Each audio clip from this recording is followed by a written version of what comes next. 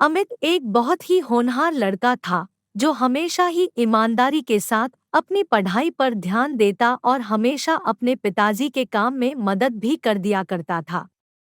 ऐसे तो वह बस सिर्फ 12वीं कक्षा का छात्र था, लेकिन फिर भी उसमें गजब का आत्मविश्वास था कि वह अकेले ही अपने पिता का काम संभाल लेता था और साथ में पढ़ाई पर भी ध्यान देता था। अमित की मां का देहांत 2 साल पहले ही हो चुका था और उसकी एक छोटी बहन थी जो स्कूल जाती थी, लेकिन कभी-कभी इसे भी स्कूल से छुट्टी लेनी पड़ती थी क्योंकि अमित के पिताजी सही समय पर उसके स्कूल की फीस जमा नहीं करवा पाते थे। छोटी बहन को पढ़ाई का शौक नहीं था, लेकिन फिर भी अपने भाई के कहने पर वह पढ़ाई करने लगती थी। एक दिन छोटी बहन के पड़ोस में रहने वाली उसकी सहेली ने उसे अपने बर्थडे में आने के लिए कहा था। साथ में उसे रेड कलर की ड्रेस पहनने को कहा क्योंकि उसकी बर्थडे पार्टी की थीम रेड कलर थी।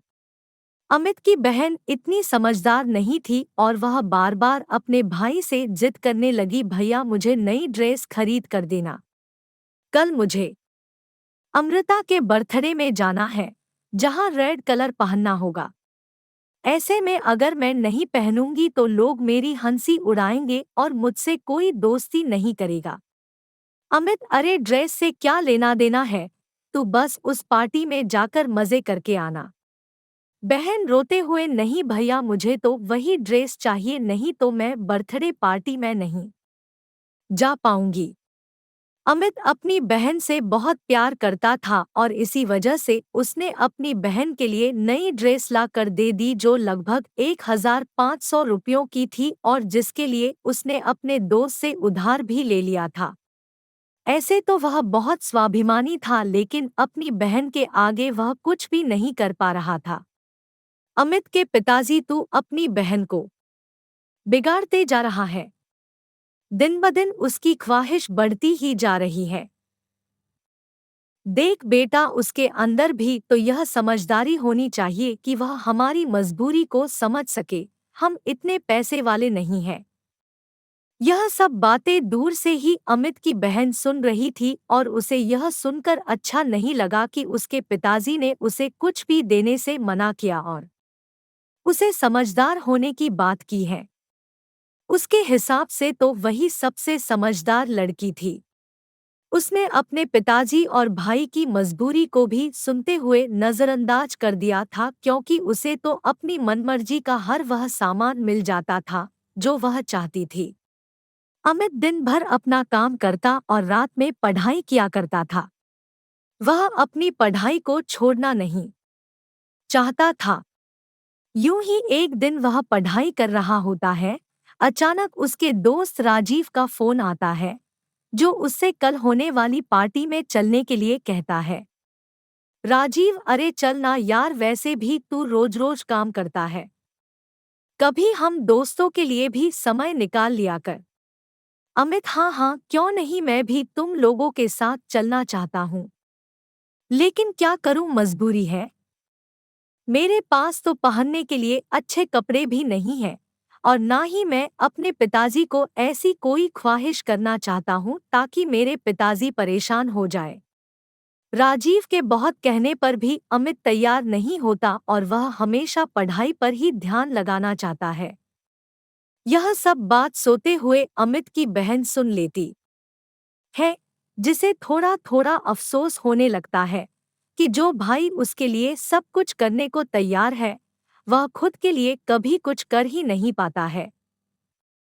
ऐसे में अचानक ही अमित के पिताजी को किसी दूसरे शहर जाना पड़ा जहां पर कुछ जरूरी काम आ पड़ा था।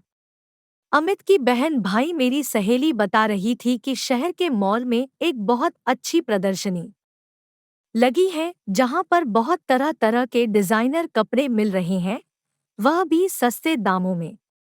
मुझे भी वहां से कोई अच्छी सी ड्रेस लेकर दे दो ना, जिसे मैं अपने बर्थडे में पहन सकूं और मेरी सहेलियों को नीचा दिखा सकूं। अमित, तुम यह गलत सोच रही हो। हमें कभी किसी को नीचा नहीं दिखाना चाहिए, बल्कि अपने कर्मों पर भरोसा रखना चाहिए। बहन, भैया आप ही मुझे दिला सकते हैं। नहीं तो पिताजी तो हमें लेने ही ना दे। दिन भर अपनी मजबूरी बताते रहते हैं और कभी मेरा ध्यान भी नहीं रखते हैं। अमित उस समय चुप हो जाता है क्योंकि उसे अपने पिताजी की मजबूरी अच्छे से मालूम है, लेकिन छोटी बहन इन सब बातों से अनजान थी। तभी अमित को ख्याल आता है कि उस प्रदर्शनी में जाने के लिए महंगे पास की जरूरत पड़ती है, जो उसके पास नहीं है। ऐसे में वह दौड़कर अपने गुल्लक को टटोलने लगता है और एक-एक करके पैसे जोड़ने लगता है ताकि वह अपनी बहन के लिए उस प्रदर्शनी के पास उपलब्ध करवा सके। यह सब देखकर अमित की बहन का कलेजा फट पड़ता है और उसे जोर से रोना आ जाता है। उसे रोता हुआ देखकर अमित दौड़कर बहन के पास जाता है। क्या हुआ? तुम इस तरह से क्यों रो रही हो? बहन रोते हुए, आज तक आपने हमेशा मेरी खुशियों का ख्याल रखा। हर वह चीज मुझे दिलाई जो मैं मांगती रही, लेकिन कभी भी मैंने आपसे यह नहीं पूछा कि आखिर आप इन पैसों का इंतजाम कहाँ से करते हैं। लेकिन आपको एक एक रुपए जोड़ते देखकर मुझे बहुत दुख हुआ कि आप मेरी खुशी के लिए इतना कुछ कर सकते हैं, लेकिन मैं हमेशा स्वार्थी बनी रही। अमित, अरे इतना सोचने की जरूरत नहीं है। आखिर मैं तेरा बड़ा भाई हूँ, मैं नहीं करूँगा तो कौन करेगा? बस उसी वक्त अमित की बहन दौड़कर अपने बैग से एक चीज निकाल कर लाती है और अमित की आंखों में हाथ रखकर कहती, मैं आपके लिए कुछ लेकर आई हूँ।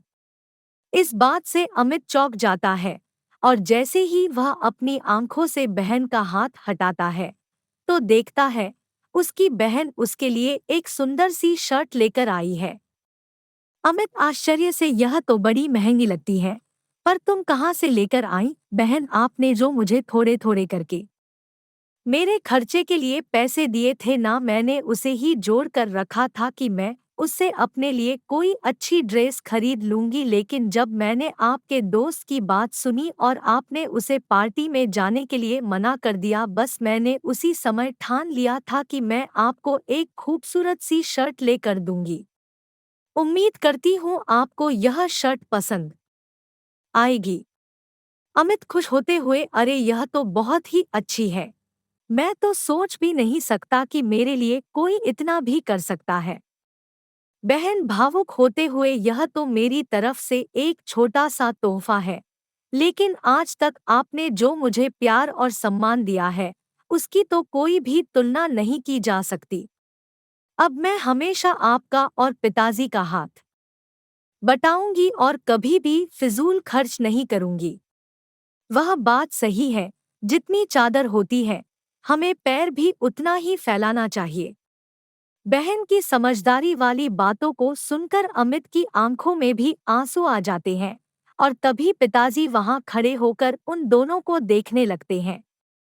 अब पिताजी की आंखों में भी अमित के साथ साथ बहन के लिए भी गर्व के भाव आ जाते हैं और वे दोनों बच्चों को गले से लगा लेते हैं। खुशियां हमेशा छोटी छोटी घटनाओं, छोटे छोटे मोमेंट्स में छुपे हुए होते हैं। कभी भी लाइफ में किसी के लिए कुछ बड़ा प्लान करने के बजाय किसी के लिए एक छोटा सा प्रयास भी बहुत मायने रखता है। किसी के लिए एक बड़ा महंगा उपहार खरीदने के बजाय किसी के साथ 2 पल बैठकर उससे बात कर लेना भी एक बहुत बढ़िया उपहार होता है। लाइफ में कभी कभी ऐसा भी होता है कि किसी को हमारा महंगे लाखों के गिफ्ट्स में कोई रुचि नहीं होती है, उनके साथ सब एक शाम गुजार ले, वो भी बहुत होता है। लेकिन बदलते दुनिया और इस जीवन की आपाधापी में हम इतने मशगूल होते हैं कि किसी को अपना समय भी नहीं दे पाते हैं। जहाँ तक मेरा मानना है कि किसी के लिए किसी का सबसे बड़ा उपहार किसी को वक्त देना होता है, कि कोई कोई भी किसी को जब अपना वक्त देता है तो वह उसको सिर्फ अपना वक्त नहीं दे रहा होता है, वह अपने जीवन का एक हिस्सा, या ऐसे कहे तो वह अपना जीवन दे रहा होता है। जीवन में सबसे जरूरी 4 लोगों के साथ अपना समय बिताना और उनके सुख दुख में शामिल होना। यही तो जीवन है, इससे इतर और कहीं जीवन थोड़े हैं। बस काफी लोग इसी खूबसूरत और अनमोल रिश्ते को सहेज नहीं पाते हैं। ये हमारे लिए किसी कीमती रिश्ते किसी महंगे गिफ्ट से कम नहीं होते। दोस्तों, अगर आपको यह कहानी पसंद आई हो तो हमारे चैनल को सब्सक्राइब करें, लाइक करें और अपने परिवार के साथ शेयर करें और बेल आइकॉन भी ऑन रखें जिससे हमारी कहानी आपके पास आए।